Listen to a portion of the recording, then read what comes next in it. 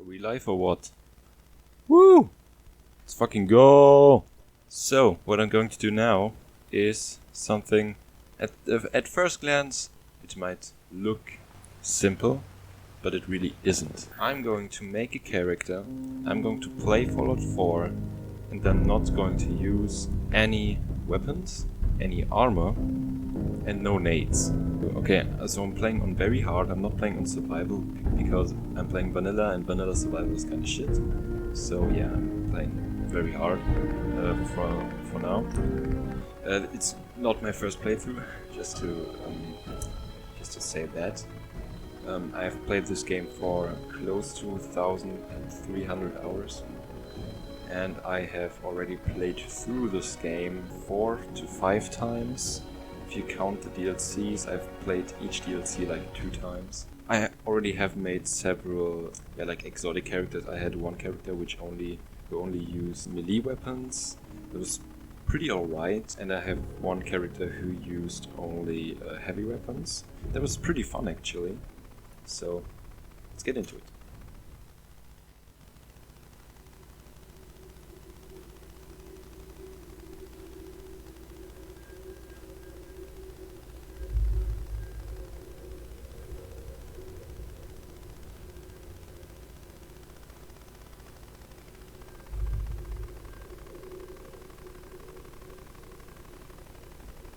War.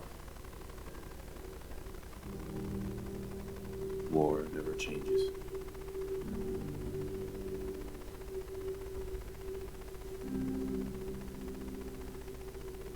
In the year 1945, my great-great-grandfather, serving in the army, wondered when he'd get to go home to his wife and the son he'd never seen. He got his wish when the U.S. ended World War II by dropping atomic bombs on Hiroshima and Nagasaki. The world awaited Armageddon. Instead, something miraculous happened. We began to use atomic energy not as a weapon, but as a nearly limitless source of power. People enjoyed luxuries once thought the realm of science fiction. Domestic robots, fusion-powered cars, portable computers. But then, in the 21st century, people awoke from the American dream. Years of consumption led to shortages of every major resource. The entire world unraveled. Peace became a distant memory. It is now the year 2077. We stand on the brink of total war. And I am afraid. For myself. For my wife. For my infant son. Because of my time in the army taught me one thing.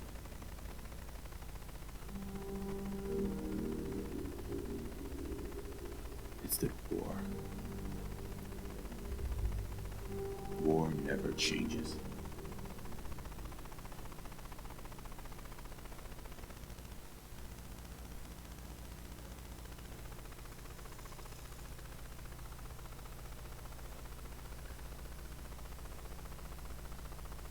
War never changes. You're gonna knock him dead at the Veterans Hall tonight, hon. You think? Absolutely. Now get ready and stop hogging the mirror. Right. So, welcome. Always love the intro cinematic. Just not. I'm not really sure how he is supposed to look, but for now I want to create someone who has seen hell, some sort of wrestler, some sort of like boxer, fist fighter. Here, I'm just going to play this guy here because he looks kinda wacky. Wouldn't it be funny if the guy who only uses his fists is like the biggest stick the world has ever seen? Very handsome indeed. Okay, now we don't actually have to do anything. I'm not going to look around the house. This is not a lore series of any kind. So I just want to beat up people, basically. So if you want to see lore, go somewhere else. Watch Oxhorn or Shoddy Castle or whatever makes you happy. But this stream will not be about lore. So for comprehensive things or anything of that kind. Can you get that? It's probably that salesman. Comes to you every day. Yeah. So for anything comprehensive of any kind, just don't watch the stream, okay? Okay. Good morning. Tech calling. Whatever you're selling, I'm not buying. Oh, no worries, sir. No worries at all. I'm not selling anything. Not today. You can't begin to know how happy I am to finally speak with you. I've been trying for days. It's a matter of utmost urgency, I assure you. What's so important? Why, nothing less than your entire future. If you haven't noticed, sir, this country has gone to heck in a handbasket. If you'll excuse my language. The big kaboom is... it's inevitable, I'm afraid. And coming sooner than you may think. If you catch my meaning. Now, I know you're a busy fellow, so I won't take up much of your time. Time being a precious commodity. I'm here today to tell you that because of your family service to our country, you have been pre-selected for entrance into the local vault. Vault 111. Go away. Won't take but a moment. We do need to verify some information to make sure you're cleared for entrance in the unforeseen event of total atomic annihilation. Yeah, I can't wait for the world to end. Ha ha! That's the spirit. Now, let's see. Okay, so about the perks, first the name, of course. In my last stream, I named him Mad Max. Oh, I know. Yeah, that fits pretty nicely. Okay, so for my character to work, I have to sneak a lot, and so I have to use Blitz, which is basically like the best perk for sneak characters, and I only gain that if I have an agility level of 9. So yeah, this is my character composition. I'm not really investing anything into charisma. Yeah, I'm just trying to survive. Wonderful. That's everything. I'm just gonna walk this over to the vault. Congratulations on being prepared for the future. Thanks again. Hey, Codsworth. You heard Codsworth. Go on. Okay, so Fisto is not is not the name they recorded. Oh man, that's sad. Okay, oh Sean, there you are. I hope you don't turn into an authoritarian dictator. That would be really sad, wouldn't it?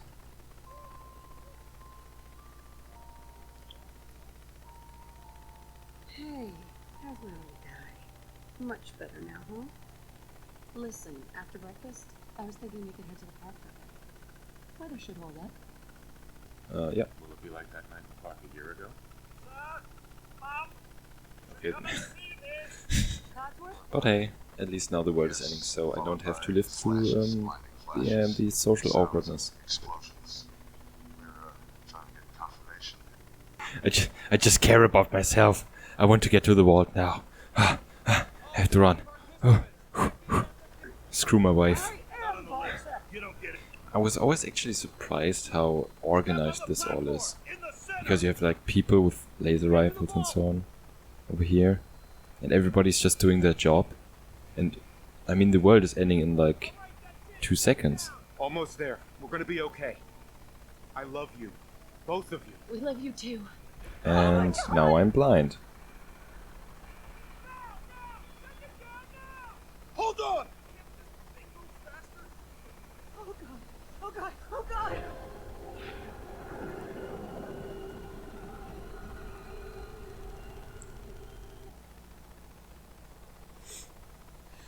Oh boy, I sure We did it. hope no wacky experiments are being conducted with us. I sure hope this will be a normal world with no social experiments whatsoever. No need to worry, folks. We'll get everyone situated in your new home. 11. A better future underground. When I played the game for the first time, I didn't actually know that you could like talk to Sean. I just straight up went into the decontamination pod, which is what I'm doing now. I just I just never cared about my son. I just went into the decontamination pod. Pod will decontaminate and depressurize you before we head deeper in the pod. I mean, isn't that dangerous to like have an infant just like in the hands of his or her mother? Just like freeze. What if she drops him or something like that? What happens then? I mean, the 50s. Okay, we don't have to look at the implications of safety on residents. If we look at the 50s, or at least the 50s aesthetic. I mean, if you look at the Fallout universe pre-war, it's pretty screwed, alright? It's pretty much screwed up, even without the apocalypse, so yeah. Everything's gonna be fine. Let the boy go. I will continue once. I'm not giving you Sean. God damn it. Get out of here. Let's go. At least we still have the backup. Ah, I love that intro sequence. I mean, your wife gets shot, which is already pretty nice. No, I just like it. I mean, the whole mystery around Vault 111 and how you get released and why you got released is actually explained, but you have to play for like 20 hours before it gets explained. I mean, the sequence you're seeing right now is basically impossible because if you read the eternal entries, everybody in this vault is dead. Yeah, everybody in this vault is dead because they were left to suffocate, basically. And I'm not going to read everything, but basically, cryogenic array. The cryogenic array is offline. Life support is also offline. Yeah, of course. And basically, every pod is empty. This is my thing. And basically, if you look at the cause of death for everybody, it's asphyxiation. So, yeah, that's pretty nice. I mean, it's pretty cool to just basically die due to asphyxiation. And I'm also going to loot this place dry. I already know that this door doesn't work, so I'm going to use this door. Yay! And here we have our first weapon, which I will not be using. Okay. Oh Jesus, no. No. Okay, so I have to use this weapon for now. Okay, until I get the Pip-Boy. Yeah, security terminal. Basically, this vault was understocked. They had basically no food available to them, and then they all died. Yeah, pretty nice.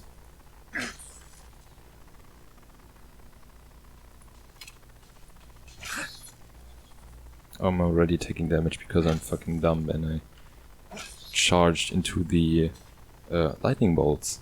At least I can drink water. So yeah, the overseer wanted everybody to stay calm, and the security guards wanted to break out, and then everybody either shot themselves or shot each other. It was a jolly bunch of fun, you know. I don't really want to loot this place dry, and we have plenty of chances later on in the game.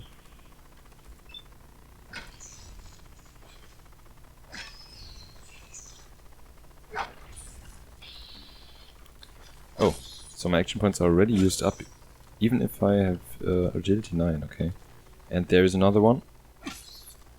I've played this intro sequence for so many times, I know where every single red roach is located in. Okay, so now that we have our Pip-Boy, I'm going to finally deselect the security baton. And now I'm going to play only with my fists, as promised. But I think that we'll have to wait a second, because I have to open the vault door first.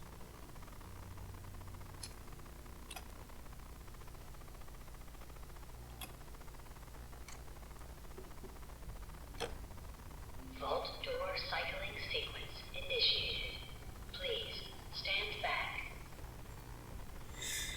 Oh, and I'm so glad that it actually functions, because as you saw in my test run, probably not, because nobody watched it, I tested it out because this sequence is prone to not trigger if you have too many Creation Club quests enabled. And I have enabled pretty many Creation Club quests, so it used to not trigger a lot of times until I uninstalled and reinstalled everything. So yeah, but I'm glad it actually triggers now. Change name? No, I don't want to change my name. I want to go to the surface and then end my stream, because I have other things to do in life than play video games. I thank you all for watching. This episode's audio was kinda screwed, and I will change that in the following episodes. But regardless, don't forget to like and share this video. It's not much, but it helps the channel out tremendously. See you in the next one, and as always, goodbye.